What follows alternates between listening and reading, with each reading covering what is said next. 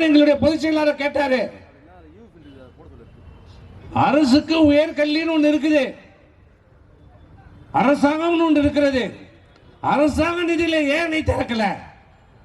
நாங்க 69 கலைக்கல்லூரிகளை திறந்த அரசு அம்மாவுடைய அரசு, எடப்பாடியோட அரசு.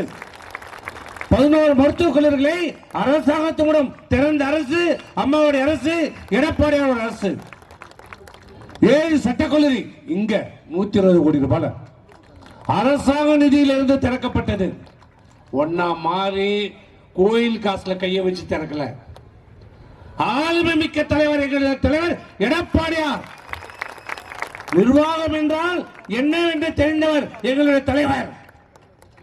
நிதி மேலாண்மையை சிறப்பாக கையாண்ட தலைவர் எங்களுடைய தலைவர் எடப்பாடியார். உனக்கு ஆளுமைனா என்னன்னு தெரியல, நிதினா என்னன்னு தெரியல.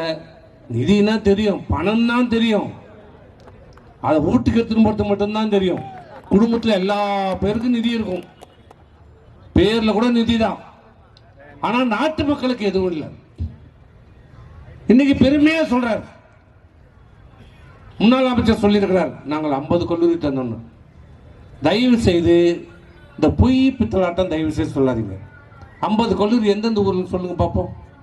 நான் இந்த மேடையிலேருந்து இன்னைக்கு கேட்குறேன், நீங்கள் 50 கலைக்கல்லூரி திறந்ததா சொல்றீங்களே, இன்னைக்கு சாயந்தரம் நீங்கள் பட்டியல் போட்டு பத்திரிகையில் கொடுங்க. நாங்கள் 50 கல்லூரி திறந்துருக்கிறோம் சொல்லுங்க.